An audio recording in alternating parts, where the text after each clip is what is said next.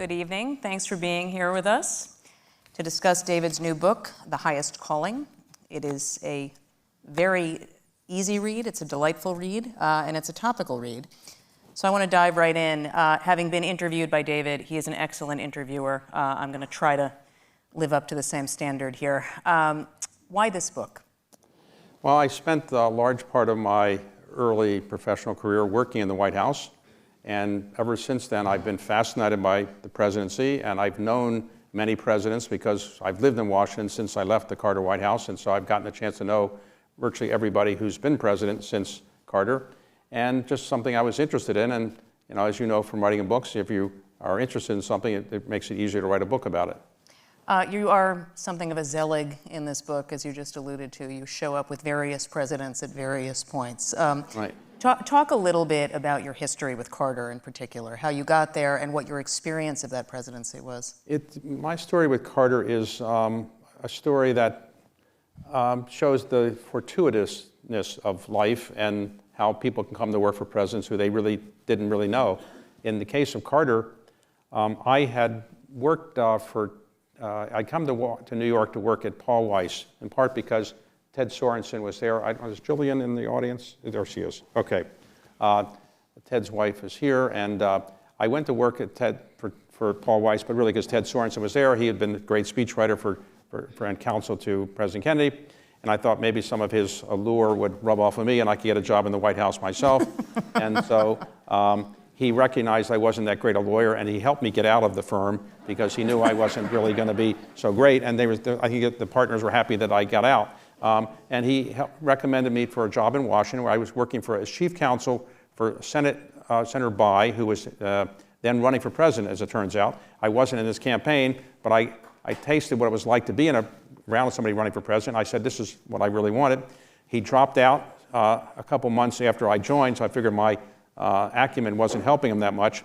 And then somebody called me out of the blue and said, would you like to get an interview for Jimmy Carter? He's running for president. I said, well, he's not going to be president. Isn't he that peanut farmer in Georgia? They said, no, he's going to be president. He's got a good chance. I said, he's not going to be president. So I was wrong. And so I had nothing else to do. So I took the interview, and I got the job. It was for the general election part. Carter had won the primaries and gotten the nomination with essentially one policy person doing all of his policy work. And so he decided to have a more expansive policy staff in the general election. They had money for it then.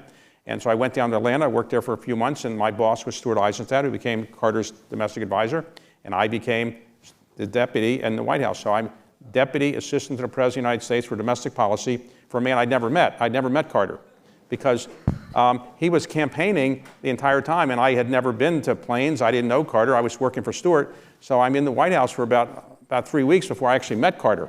And I wouldn't say he was overwhelmed by my presence when he finally, like, who are you? And so I didn't tell him I'd worked for Birch Bayh before because Bayh was running against him. But, and then I did it. I loved it so much. I literally worked around the clock and did 4 years there and managed to get inflation to 19%, which hasn't been done since. And other things. But it's intoxicating to work in the White House. And as we have seen, White House staffs are not filled with people that are always the most qualified for the job. It's who worked in the campaign or who knew somebody, and I knew somebody, and I got lucky, and ever since then I've really been interested in and fascinated by the White House and the presidents and the presidency. How come you never wanted to work in the White House again or for another president? Nobody ever offered me a job again. Well, I think the reason... You're young, there's time. The reason is to work in a campaign, you have to put a lot of time into it. As I was building my business, my firm, to take a leave for a year or two, your investors might say, what are you doing? I've entrusted money to you, and you're working a campaign. I also thought that I got lucky very young in life, and luck doesn't strike you that often again. And so I didn't think I would have lightning strike and I get another job. And also, I already had a great job the first time I was in there. I wasn't sure without a personal relationship really close to a president that I could get the job of being the senior advisor. So I decided I would do it as a voyeur. I would watch people who were president. I would know their staffs, their advisors. I would not be involved in campaigns, but I would just kind of know them and read about them and do those kind of things. There are 21 presidents you write about in this book. how did you choose this group out of the more than twice that? Well, it's not as if I sat down and said, who are the 21 most important people? Well, they certainly are not generally seen, some of these people, as the most important. The reason I picked themes is, as you know from writing books yourself, you sometimes have to pick things that are going to actually work. So the publisher said, look, I don't really, and the publisher was right, I'd already done interviews of, let's say, Robert Caro on Lyndon Johnson and put that in a different book. So I didn't really want to replicate that. I've done interviews with other authors like Doris Kearns Goodwin about Lincoln, so I didn't want to replicate that. But I wanted to have presidents that I was interested in. I had an author that I was either able to interview or had already interviewed. You also interviewed some presidents. I did. I'm going to jump around a little bit here. To me, one of the most interesting chapters is the George W. Bush chapter, because it's your interview with him at a Carlisle event last year. George W. Bush has, as everyone in this audience I'm sure knows, laid very low since he left the White House. That's right. Certainly where politics are concerned. He was more forthcoming than I've heard him on a couple of topics. And I just want to read this quote. I was really struck by it, so especially because we're here on the anniversary of September 11th, the 23rd anniversary. It was a seminal moment of his presidency, arguably the seminal moment of what shaped the campaigns that followed for the presidency after his time. And so he talked about the bank bailouts, and he described himself essentially as relying on aids, which we hear from former presidents and current presidents a lot. He called the bailouts an absolute disaster politically, and then went on to say, and I'm assuming this was all just as he said it, "You wonder why populism is on the rise. It starts with taking taxpayers' money and giving it to the powerful. It really irritated a lot of Americans, and they haven't gotten over it yet. That's just part of it. There's a lot of other reasons why. But we've had candidates say, 'You're mad, I'm going to make you madder,' as opposed to, 'You're mad, I have some solutions to make you less mad.' We're kind of in the madder stage." And so I'm wondering, having watched this debate last night where the madder stage versus the problem-solving stage was the crux of this presidential debate, does he get this right? Is that accurate about where we are and why we're here? Well, George W. Bush was a person who did not grow up in Connecticut, unlike his father. He really viewed himself as a Westerner and a Texan, and he was a person who was really anti-establishment. And you might say, how did he get to be president of the United States? He wasn't interested in politics. He didn't spend that much time with his father in his administration. He did come occasionally to kind of check on what was going on in the White House, but he really was distant from it. Was involved in dispatching with one chief of staff. Yes, John Sununu, right? because John Sununu was unpopular, but George Herbert Walker Bush was such a nice person, he wasn't really able to fire people, and so he kind of had his son do it. But the interesting thing about George W. Bush is that he decided to buy a baseball team. His love was baseball. I don't know why anybody would buy a baseball team, but he decided to buy a baseball team. And, the darndest thing. And he was the face of the team. They sold, he made some money for the first time in his life, and then he surprised his parents by saying, "I'm going to run for governor." And his mother said, "George, that's stupid. You're going to have no chance of being governor." And he didn't listen to his parents, and he ran against Ann Richards, a very popular incumbent Democratic governor. And then at the same time, Jeb Bush was running for the first time for governor of Florida. And so on the night of the election, the parents chartered a plane to fly to Florida to congratulate their son, who they sure was going to win as governor. And George W. said, "Well, what about me?" And they said, "Well, George, you're not going to win." It turned out that George W. won and Jeb lost.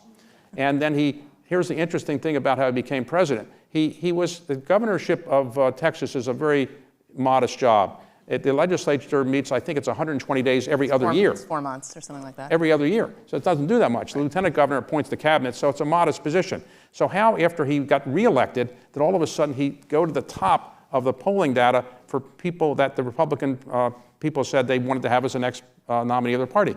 Well, it was because if you read the internals of the polling, it was they thought they were picking his father for another term. Because it said in the polling data, you want next president of the United States, John McCain, George Bush. They thought it was his father. And so that's how his popularity went so high. And then he got the nomination, obviously, after dispatching McCain.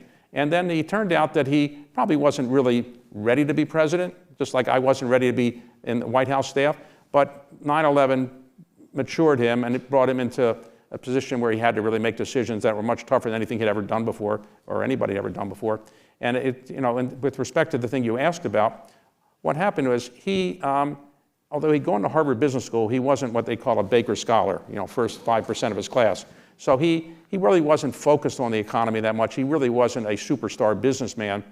But he basically importuned Hank Paulson, the head of Goldman Sachs, to come in, be the head of the Treasury Department, and he basically said to Hank Paulson, you are in charge of the economy. You're in charge. I'll delegate it to you.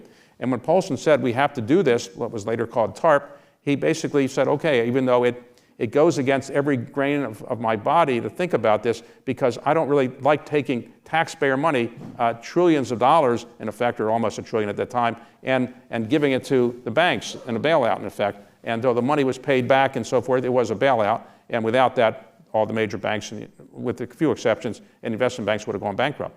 So is he right, though, about the backlash that created? I mean, was that at all predictable in that moment? Well, I think the backlash against the establishment and those people that run the government has been around for a long time. I think populism has been around for a long time, and many of our politicians have been populist. I think that wasn't the biggest problem because the TARP bill did work. Suppose it hadn't worked, and suppose we did have these companies go bankrupt and the economy absolutely collapsed. I think it would have been worse. But the populism that Donald Trump has played on is something that might have had some beginning in that area. But I think Trump is so sui generis, so unique, that I'm not sure it came really from the Bush situation. Well, what if it came from a different Bush situation in part two? Because I think you're correct that he's sui generis and he brings a lot of threads together. But one of those threads is anger in the GOP base, and obviously there's more nationally as well, over what became seen as forever wars in the media Yes. in response to what took place on this day 23 years ago. Bush defended his decision on the Yes. wars in your interview. Can you talk a bit about that? What he said is what he's said before, except he did say in response to my question, if he had known there were no weapons of mass destruction, would he have gone in anyway into Iraq? And he said probably not.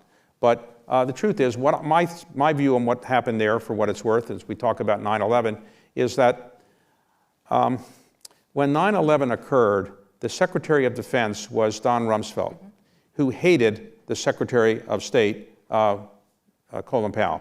Colin Powell had invented the Powell Doctrine, which is massive force to go into Kuwait, send in 500,000 troops, you have massive force, you're going to win. Well, Rumsfeld wanted to say, I'm not in favor of the Powell Doctrine. I don't really like Colin Powell, but he didn't want to say it that way. Let's have modest numbers of people come into Afghanistan. So we sent 10,000 troops. That's it. 10,000 troops after the worst tragedy in our country's history. And one day, we sent 10,000 troops in. Why not send in 200,000? Because Rumsfeld wanted to say, I can do it my way, not the way of Colin Powell. So the 10,000 troops were not enough to keep Osama bin Laden from escaping in Tora Bora, and as a result, we then had to go into this endless war because we couldn't get him, we couldn't find out where he was. Had we sent in 100,000 troops at the beginning, I think we would have captured Osama bin Laden. We wouldn't have been in Afghanistan for 20 years and probably wouldn't have had the need to go into Iraq. I think Iraq was kind of a diversionary thing that some of the people in the administration of George W. Bush pushed on him because they were not happy with what happened in Afghanistan. They figured, why don't we go get Saddam Hussein and at least have some victory there. Have leaders in Washington over time of both parties, and frankly not just presidents, and Bush says this to you in his answer, that there were a lot of senators who were echoing this point in their votes. Have they underestimated the American anger at having troops called up for these wars that they just felt they couldn't justify anymore or couldn't be justified anymore? Well, remember, the wars were funded for 20 years. Mm-hmm. So it's, the anger wasn't so great that the money was cut off. And I think people weren't happy with it, but you put it in context. When I was a young man, we were in the Vietnam War, and we were losing sometimes 300 men a week. And Afghanistan, after the worst parts of it and so forth, we weren't losing 300 men a week. So the body bags weren't coming back in quite the same way. Even in Iraq, we weren't losing that many people, relatively speaking, compared to Vietnam. So it wasn't the same as Vietnam in terms of the pressure on people. And remember, we had an all-volunteer army.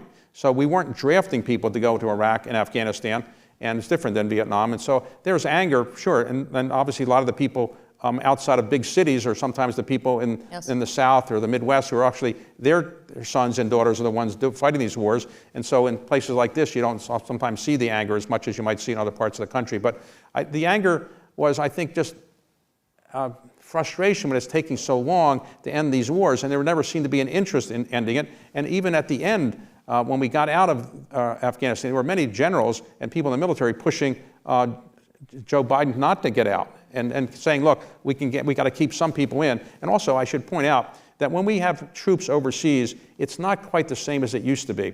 So let me explain. We have 2 million we have 2 million military, more or less. But that's how many we had more or less 25 years ago. The country's much bigger, much bigger dangers. How do we get by with 2 million? Because we have so many contractors. So we have probably 2 million contractors. So when we say we have 1,000 troops somewhere, we might have 5,000 contractors, not technically troops. The same is true in the civilian part of the U.S. government. We have 2 million civilian employees. We haven't increased the size of the civilian base of the U.S. government in 50 years. Why? Because we have a lot of what they call beltway bandits, people who are, servicing the government, but not technically on the government payroll. And so, for a lot of reasons, I think the anger in the United States wasn't as intense as it was in the Vietnam War.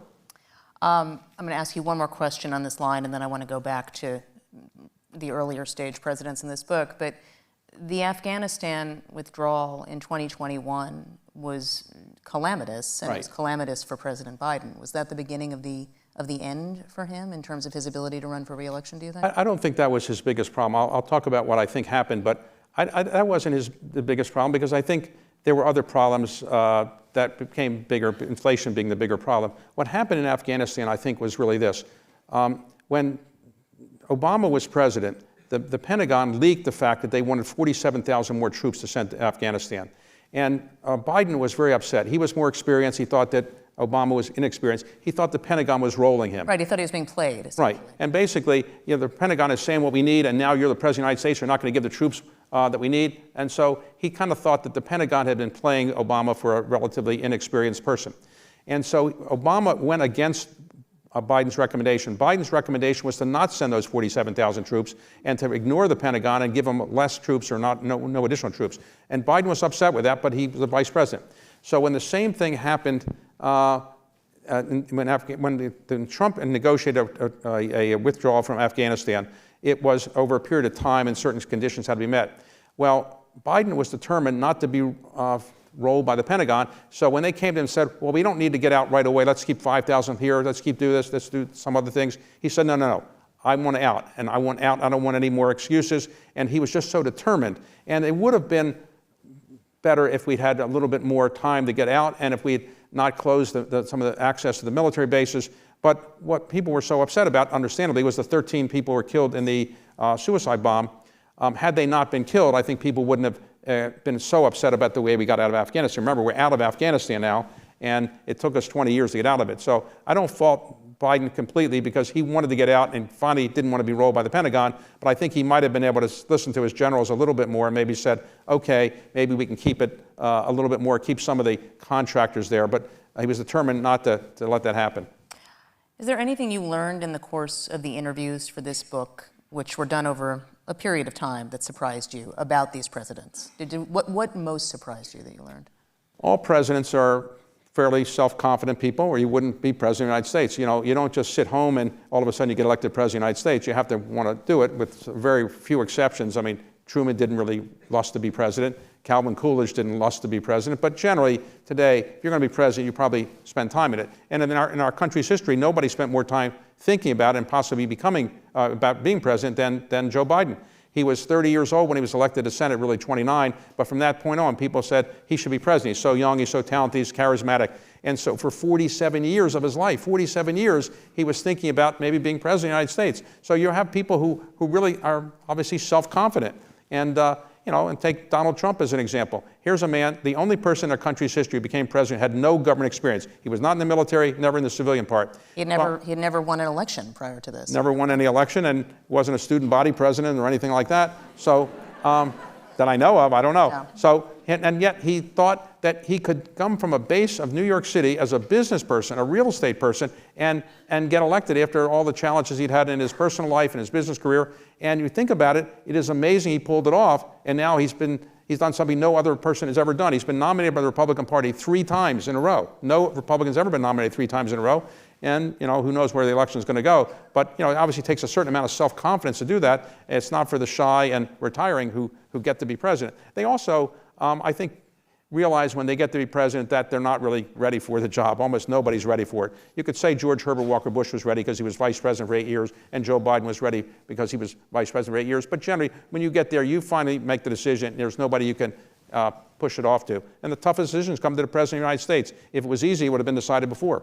Don't you think there's also an undercurrent of insecurity that a lot of these men have? I would say that's true with Donald Trump, and I'd say that's true with Joe Biden.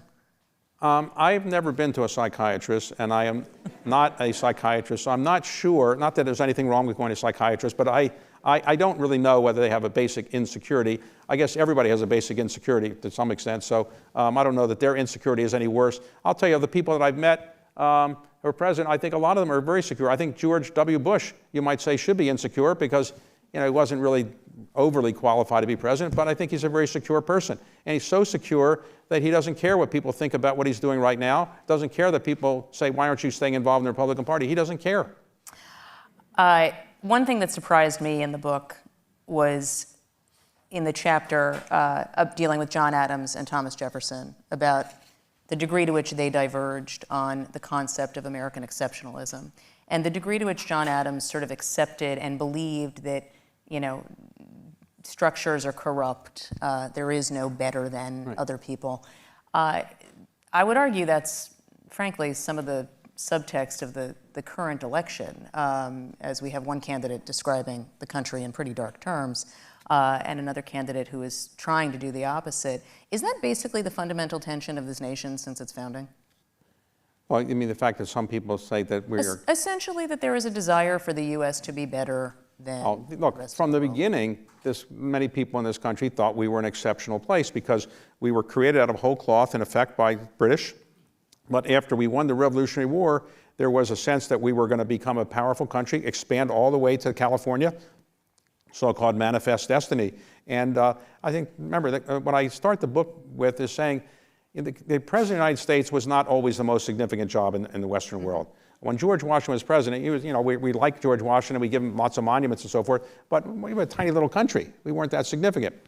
It was when Woodrow Wilson went to Paris to negotiate the Treaty of Versailles after World War I, where hundreds and hundreds of thousands of French people are coming out and cheering him like Caesar coming back to Rome. And that's when people realized the most powerful man in the Western world, and probably the world at the time, was Woodrow Wilson. And although he didn't get the treaty the way he wanted it and so forth, and he became the most powerful, visible person in the Western world. And I think while some of his successors weren't so successful in doing that, when Roosevelt became president, he went to the same heights, and then every president since then has been the most important person, more or less, in the Western world, and you could say maybe in the world.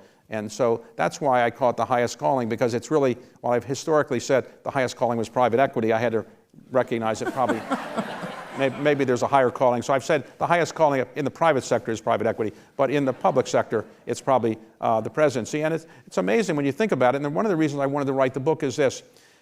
Everybody has a chance to vote in this country who's an eligible voter. We have about 160 million people voting, but about 80 million people who are eligible to vote don't vote, 80 million people. And so you say, we've fought wars to protect our freedoms and our right to vote, yet 80 million people choose not to vote. And so I wanted to get people interested in the presidency, learn more about the people who are candidates, and then exercise their right to vote.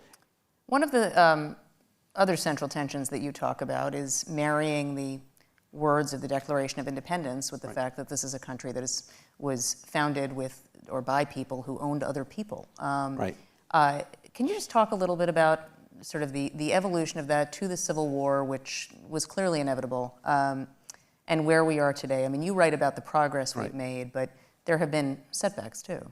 Well, when Jefferson wrote the Declaration of Independence, and he wrote the sentence in there that was ignored at the time, largely not paid attention to, because at the time the Declaration of Independence was being debated by the Second Continental Congress, they were focused on what were the sins of King George and what are we going to do about them. And there were 27 listed, and they made 60 changes in the document when they were debating it. But they didn't really debate very much the preamble. But that one sentence became the most famous sentence in the English language, and it's really the creed of this country. We hold these truths to be self-evident, that all men are created equal, that they're endowed by their Creator with certain unalienable rights, that among these are life, liberty, and the pursuit of happiness. And how could a man who was a slave owner, he'd owned more than 600 slaves in his lifetime, and he calculated the net worth to him financially of the slaves that he owned, how could he say all men are created equal? Well, he did it because he didn't think slaves and African Americans were equal. And that was part of the time, that was part of his upbringing. He did not believe in slavery, but he recognized early on he couldn't politically survive if he wanted to get rid of slavery. He did initially talk about moving the slaves west of the Appalachians, but that wasn't politically viable then.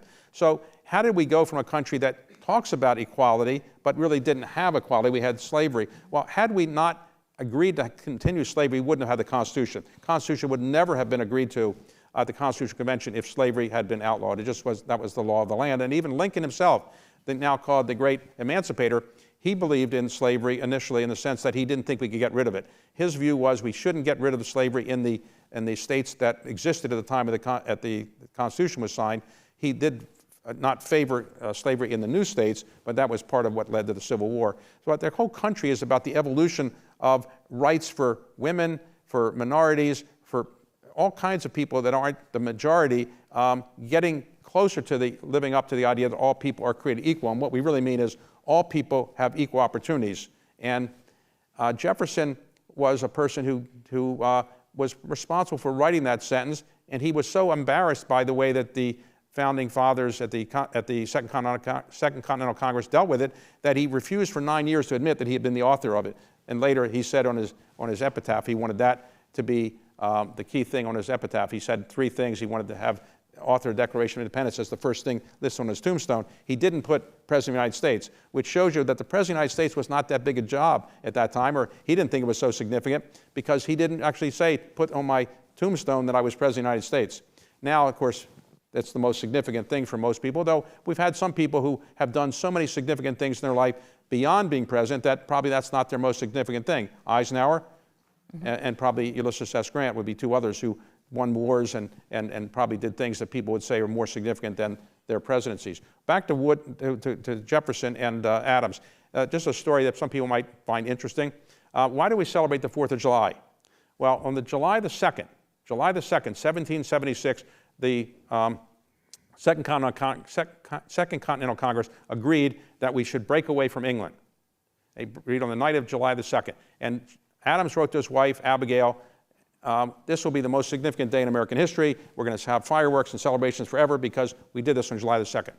Then they take up on the night of July the 2nd the Declaration drafted by Jefferson. They finally finish it on the night of the 4th, and then they publish copies of it so people could read it. George Washington got a copy. King George got a copy. Why do we celebrate the 4th and not the 2nd? The 2nd was the significant vote to break away from England. The 4th is a nice document, the Declaration, but it was really a propaganda document. That's what it really was, a public relations statement about why we did it. Well, the reason is 1 year later, in 1777, they were still in the Second Continental Congress, were fighting the war, and they were so busy they forgot. They forgot to celebrate. So they realized, oh my God, we just had July the 2nd's gone, now it's July the 3rd, let's get organized, and they celebrated on July the 4th.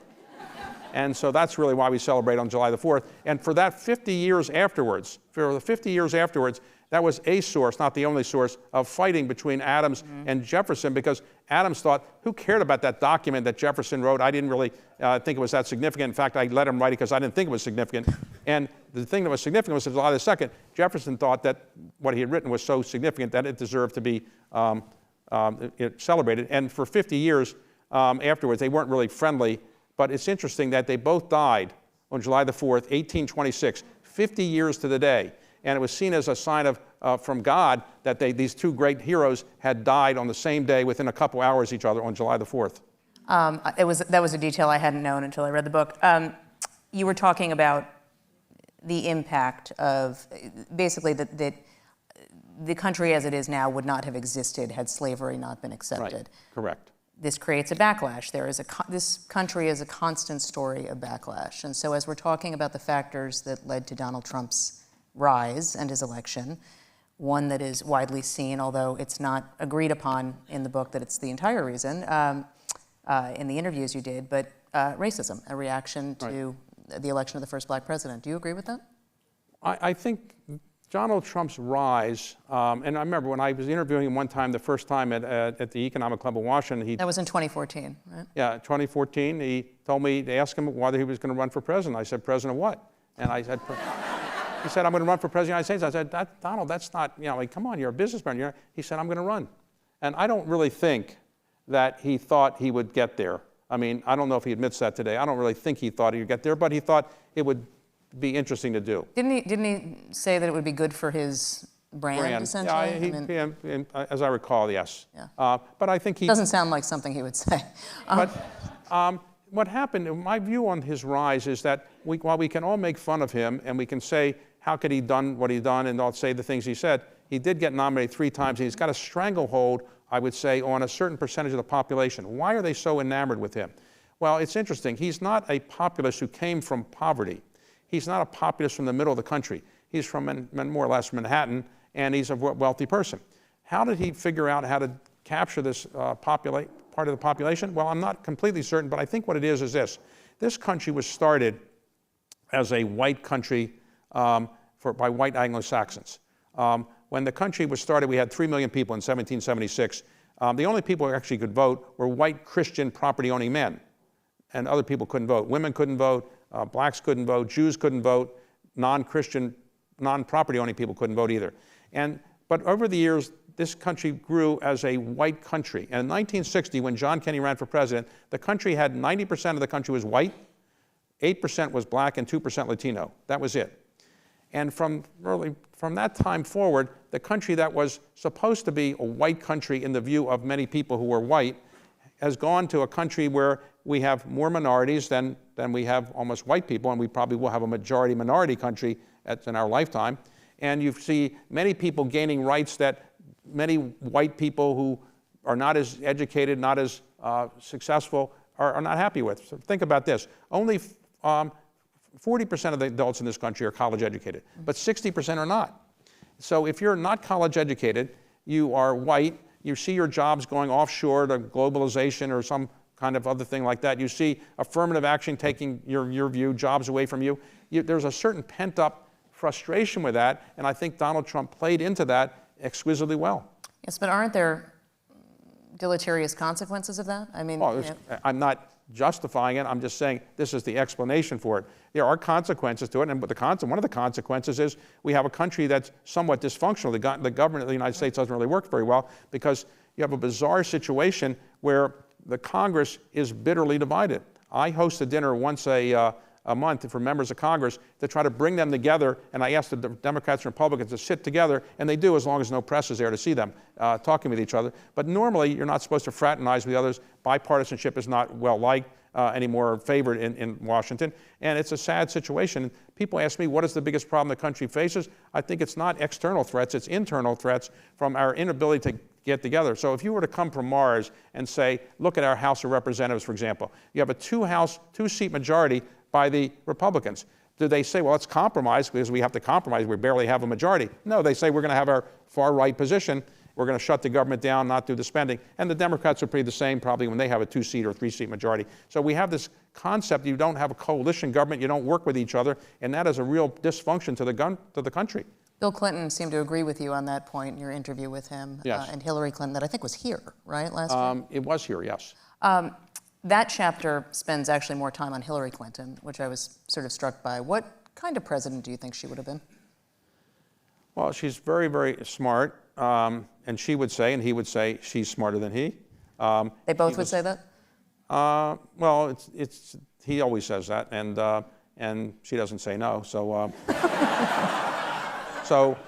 but she was a better law school student. I mean, he was famous for not going to classes and getting notes at the end. But I would say of all the presidents I've known, he's really, really, really smart because he has the ability to take discordant threads and put them all together and summarize them in a certain way. And I could see how he would cram for law school exams and do very well because he can bring together things quite well. I'd say that Hillary is a person who obviously has to live the rest of her life regretting that not winning the election because she came so close, and maybe had she gone to Michigan more or Wisconsin more as her husband advised her, maybe she would have won. We'll never know what happened in her presidency, but I think she would have been a very, very competent person, a very, very skilled president. She seemed in that chapter, and this comports with my time covering her, she seemed very wistful about her time as a senator in New York, which she seemed to really enjoy.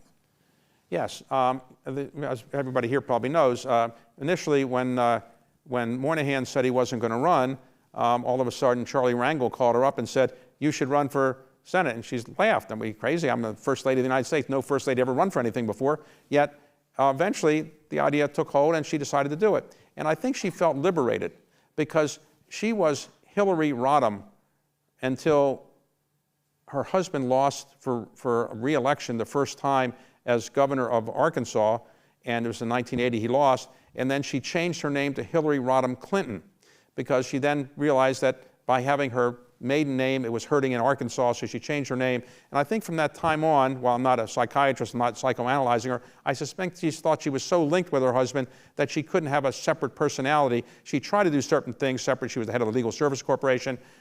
She was more involved in policy making than many first ladies, but she wasn't a person on her own.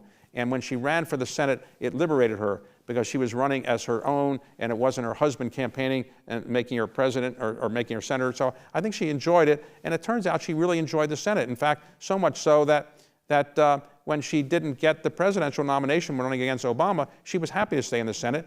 She had to be talked into being Secretary of State. Eventually, she enjoyed doing it. But I think she was very happy when she ran for the Senate. And the fact that she got elected on her own and overwhelmingly, and she beat somebody that we remember, well, the person who was going to run against was Rudy Giuliani, but ultimately he had a prostate cancer problem. He had to drop out. And Rick Lazio replaced him. So President Obama became the nominee in 2008, beyond breaking a historic barrier. And you write about the fact that you think that's the thing the Founding Fathers would be the most surprised by, was that a black man was elected twice, yes, left popular, no scandals, significant to speak of. What will he be remembered for? What kind of president will he be remembered as in 10 years? Barack Obama is a very, very smart person, very cerebral. And, first African-American to be elected president of Harvard Law Review. And he was not a person obsessed with making money or fame or other things like that. He was a community organizer for a while. And then he ultimately ran for the state legislature, got elected, and then he ran for the House of Representatives against an incumbent and lost 2-1. So, your political career is over. Then a Senate seat opens up, and he decides to run for it. And he's got a funny name. He has no money. He'd lost the previous year, and 2-1 against an incumbent congressman. How is he going to get elected to the Senate? But he pulled it off, in part because the people he run against had sex scandals. And one person he was running against with a Democratic nomination had a sex scandal. He had to drop out. The other one, the Republican nominee, had a sex scandal. He had to drop out. So Barack Obama won. And one of the sex scandals, there was no sex in it either. So it was a very unusual sex scandal. How does that work?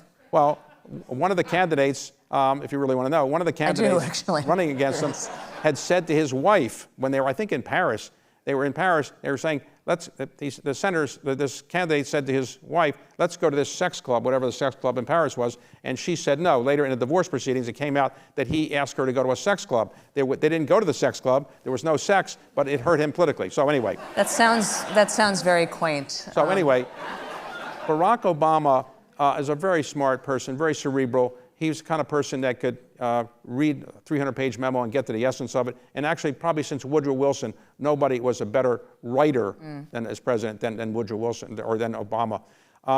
But when history is written, he's going to be remembered, despite the fact he might want to be remembered for 25 things. He's going to remember for 2 things. 1, the first African-American to be elected president, and 2, Obamacare, which is sometimes called the Affordable Care Act. Obamacare, it was called the other night in the debate, Obamacare. But those are the 2 things he'll be most remembered for. He did other things, but those are the 2 things that historians looking back 30, 40 years from now will write about him.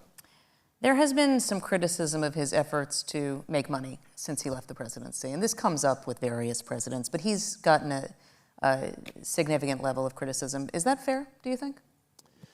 Well, he left the presidency at the age of 55, right. I think it was, and he had a whole lot of time ahead of him. I think he never had money in his life. He never really experienced it. And I think, I don't fault him for it. I think he's building, a lot of his time is spent raising money for the Obama Center, which is a building in Chicago. That'll be open up, I think it's in 25, it's going to open up, or maybe 26. And that's taking a lot of his time, and he's raising money for that. A lot of the money he raises is for that kind of thing. He's a very smart person. I would tell you one story about him. One emotional story. I thought it was one of the best stories I'd heard. Well, I've been the chair of the Kennedy Center for 14 years. You know, I go to the White House every year. You have the presidents give a little statement about each of the honorees, and you know, they pretend they know the honorees a bit, or they pretend they like them if they didn't really like them. But it's, you know, it's a very good ceremony, and I really enjoy it. So he said, you know, we were honoring Dave Brubeck.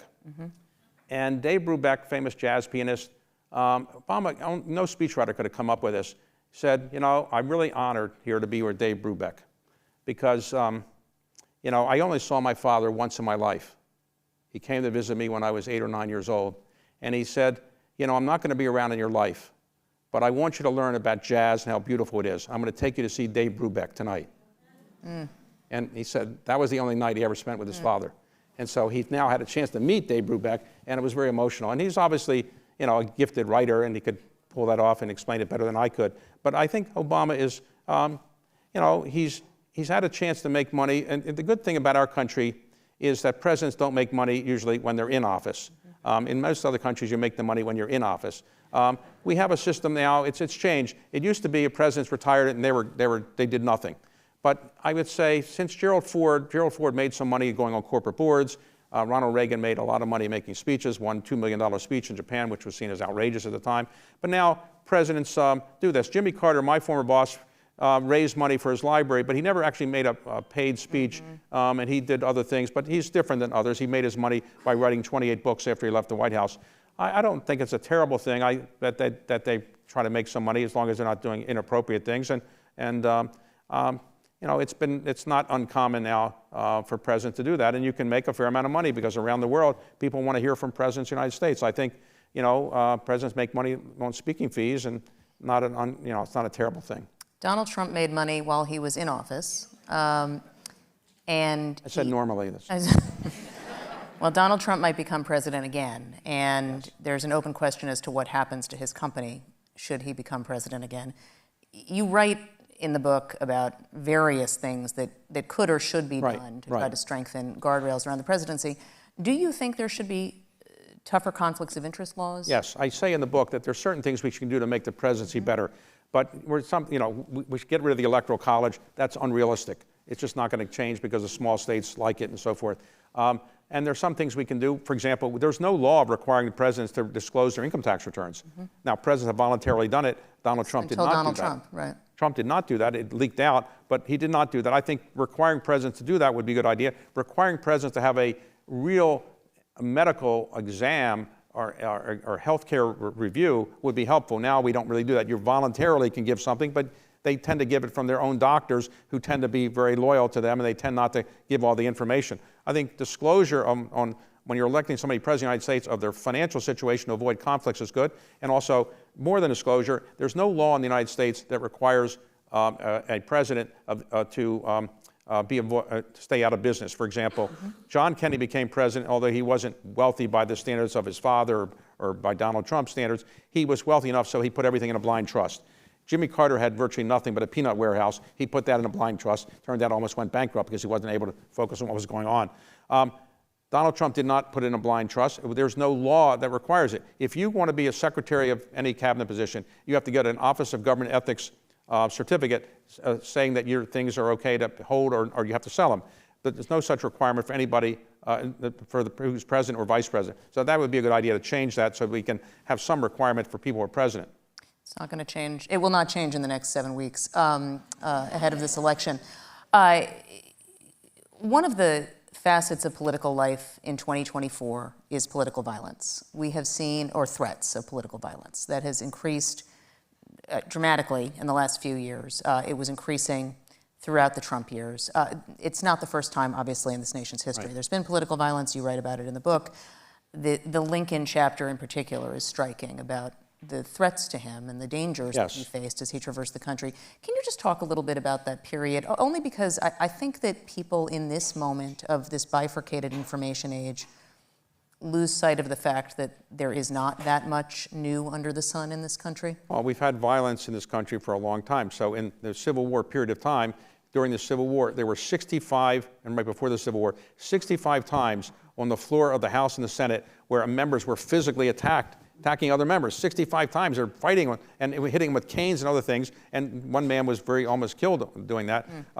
we've had a lot of assassinations in our country, and I write about some of them in the book, but we've had presidents who were assassinated. Lincoln was the first assassinated. Garfield was assassinated. McKinley was assassinated.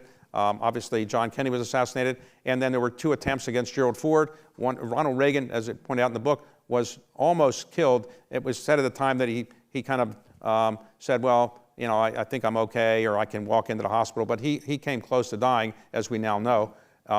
And obviously Donald Trump just had a shot at him, and amazingly, 8 shots were fired. And I don't know how somebody could miss him. Yeah, 8 shots. You know, I'm not a good shooter. I don't know how to shoot a gun, but I get for 8 shots. It's hard to believe that Donald Trump was so lucky as to not be more seriously injured.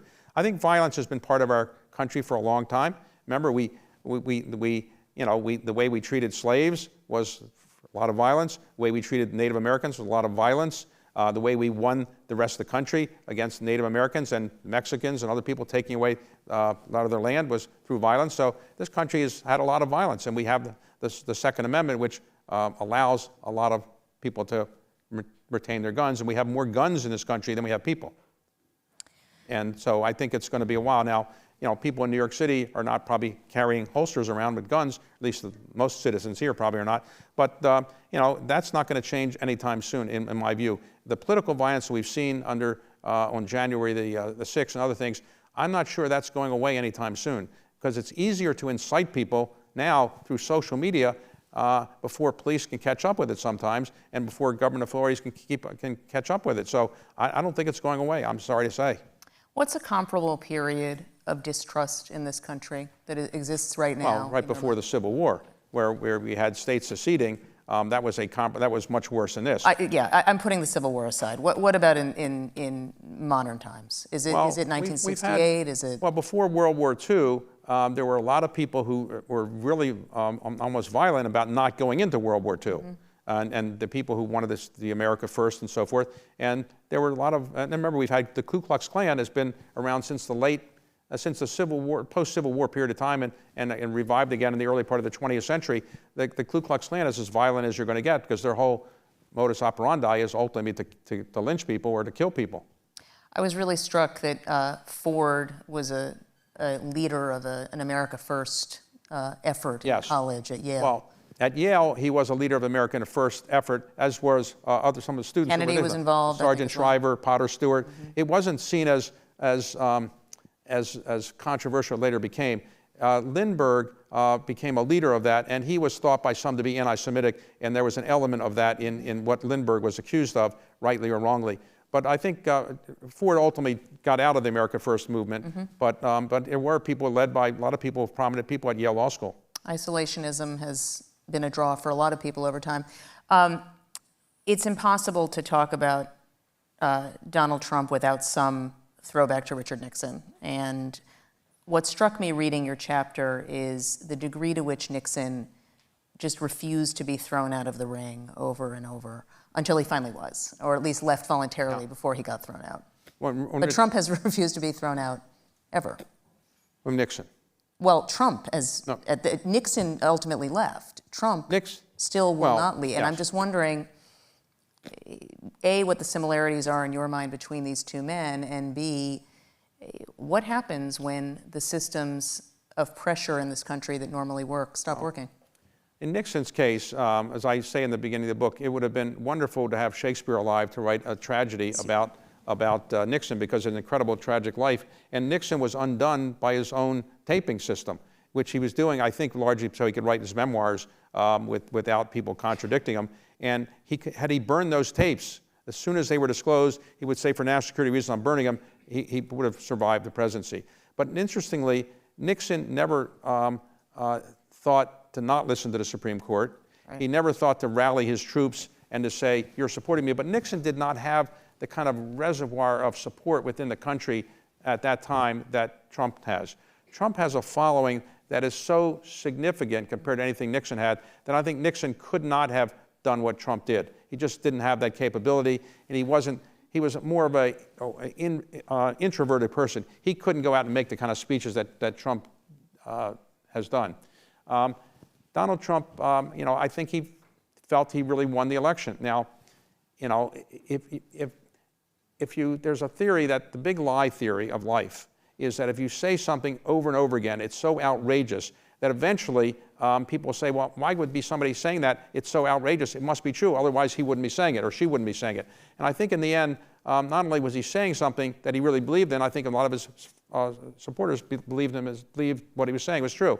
I think if you were to give a lie detector test to Donald Trump today, did I win the election last time or not? I think he would pass the lie detector test because I think he's convinced himself, despite evidence to the contrary in the 60 lawsuits that were thrown out of court, I think he would pass the lie detector test. So I think he honestly thinks he won. Isn't telling the public a lie that grand contrary to what the highest calling is supposed to be? Well, that's a more complicated question. I would say Donald Trump, if you're talking about him really, Donald Trump is a person who thinks he's doing what's right for the country. I think he doesn't believe that the things that other people believe about him are accurate. And he would say he's being poorly treated and all the other grievance kind of things you talk about. But I don't think he would say, I'm really fooling the American people. I don't think he's having meetings with people behind our backs saying, the American people are stupid to believe all the things I'm saying. I don't think he's saying that. I think he really believes what he says. Now, you might say what he believes is not right, but I think he really believes it. One thing that I was struck by in your interview with President Biden in particular, also your interview with Trump, but that was shorter. And I just want to note for all of you that David interviewed Trump while he was on trial earlier this year in Manhattan, and I'm going to ask you to talk about that in a second. But what's so striking to me about both of these men is they have a very similar complaint, which is that they're not getting proper credit. How much of that confuses presidents or disorients them? Well, my experience is that out of 330 million Americans, roughly 330 million think they're not getting proper credit for whatever they're doing. Not getting proper credit is something that almost every politician thinks of. So I would say Biden doesn't think he got proper credit for, let's say, solving or dealing with the COVID situation or getting inflation to come down. Trump doesn't think he got credit for so many things he thinks he deserved credit for. It's not an uncommon, I would say, perception in the political world that politicians think they're not getting treated that well. That just goes with the territory. Tell us about your interview with Trump and how did you find him? What was his state of mind? I've interviewed him before, and I interviewed him once when he was president at the Economic Club of Washington. I did an interview during COVID on Zoom or something. And, he's, you know him better than I do for sure. He says what's on his mind. I mean, I don't think he's trying to tell you something he doesn't believe. There are some politicians who probably try to convince people to have something that they don't really believe. I think he actually believes it. Now, whether he's right or wrong, I'm not sure it makes a difference. In his case, he believes it. And so I asked him for an interview, and I went down to see him in Mar-a-Lago to get set up for the interview and talked to him there. He said he was willing to do it, and then the only time we could do it was the morning of a trial. So, he was busy with trial, so I had to work around the schedule. But, I would, if I was going to a trial that day, I wouldn't have been able to focus on an interview with somebody like me.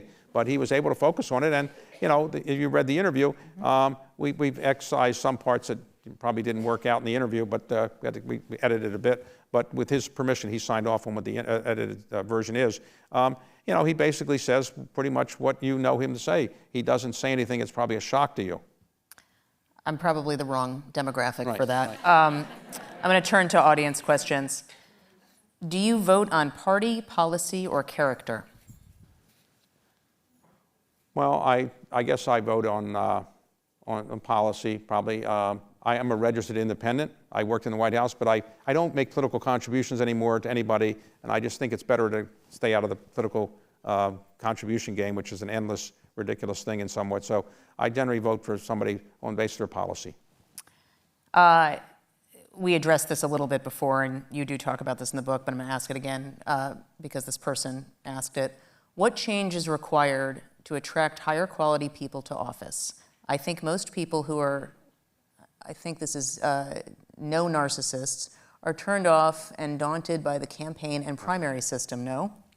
Well, I say in the book that it would be good if we had people who've been do other things other than be a professional politician, though you could argue that Trump makes a case against that. But, some people that have been successful business people, successful university presidents, if there is such a thing, and successful foundation leaders, and people that do other things in life. But clearly the most important thing would be somebody who's been in private equity. If you've got somebody that's been in private equity, what more skill set do you want?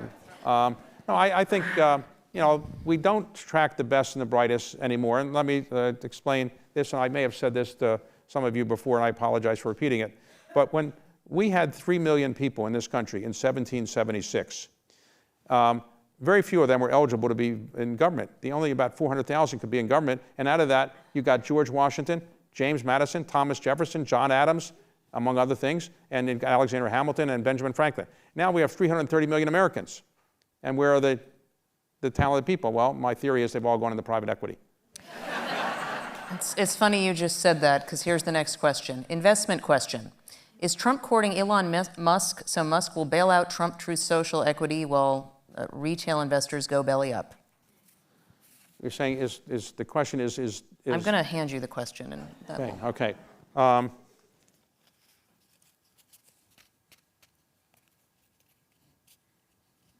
Okay. The question is, is Trump courting Musk because he thinks Musk will bail him out Correct. At some point? I think Musk would not be bailing out Donald Trump, in my view. I think, the question that related to investments that Trump has to face is I think in 7 or 8 days, he has the ability to sell Trump media stock, which is, his stake is worth, I don't know, $1.5 billion, $2 billion, something like that. Will he sell it? Or will he not? And I think that's an interesting question. I don't know what he will do. I don't know. But I don't think Musk is a complicated person. I've interviewed him. I would say it would be unlikely that he would try to bail out Donald Trump on anything. I have one more audience question, and then I have one last question for you. What really happened behind the scenes to cause Biden to step down and out of the race? Well, I think it was behind the scenes, but now it's all public. What happened was the debate performance was not considered very good by many of his supporters, and so the Democrats in the House got panicked and nervous. They were going to lose their ability to take over the House again. So Nancy Pelosi was very direct, and I think she was very upfront about what she was trying to do. She didn't publicly say she did X or Y, Z, but everybody pretty much knew. Chuck Schumer pretty much put into the press what he'd done. He had gone and asked to have a meeting with Biden, that she did in Delaware, and told him that they were going to lose the House and the Senate, among other things. And so that was a factor. And I think Barack Obama made it clear that he thought that it was a good idea to step down as well. And there were some agents representing him, and probably George Clooney wrote an op-ed article. It was pretty much written by people that work for Obama. So there were a number of factors at work. And I think today Joe Biden is at peace with where it is. I mean, when the history of this election is written, the biggest mistake that will have been made, I think, depending who wins, but if Trump were to lose this election, by far the biggest mistake made was the decision to agree to an early debate. Because had there been no early debate, and Trump had that debate with Biden in October, there'd be no chance for Biden to have somebody else, and Biden probably would have lost at that point. The second biggest mistake was probably Biden's mistake to agree to an early debate if he wanted to be the nominee. Had he not agreed to an early debate, he would be the nominee, and I wouldn't have had to re-edit the book, because I can assume at the end it was going to be Trump and Biden, and I have an addendum that says, well, okay, it didn't quite work out that way. But to that point, and this is my last question for you, one of the threads of the book is how presidents ended up choosing their vice presidents. Right. Do you think that President Biden would still have chosen Kamala Harris if he had known how this was going to turn out?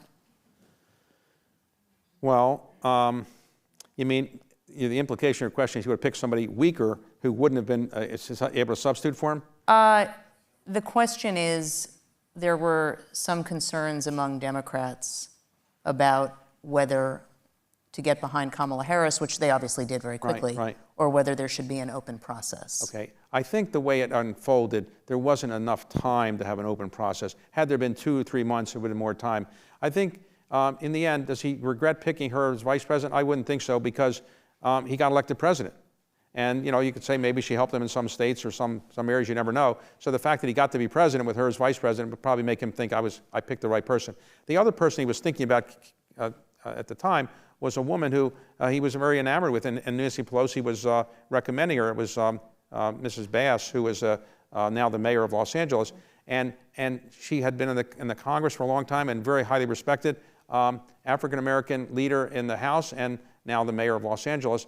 But what happened was Fidel Castro's brother, Raul Castro, died around the time that Biden was looking at it, and then people dredged up from the press, the New York Times or maybe others, quotes that she had given when Fidel Castro had died, Raul's brother, and she had said good things about Fidel Castro. So Biden said, hey, I can't pick somebody who's saying great things about Fidel Castro as my vice president. So she was kind of pushed out, and then the last person standing was Kamala Harris. I don't think he regrets picking her, and I think if the election is won by Kamala Harris, he'll say, well, I picked her and I got out of the way, and now I'm going to be an honored senior former president of the United States. Thank you all very much for coming tonight. David, thank you.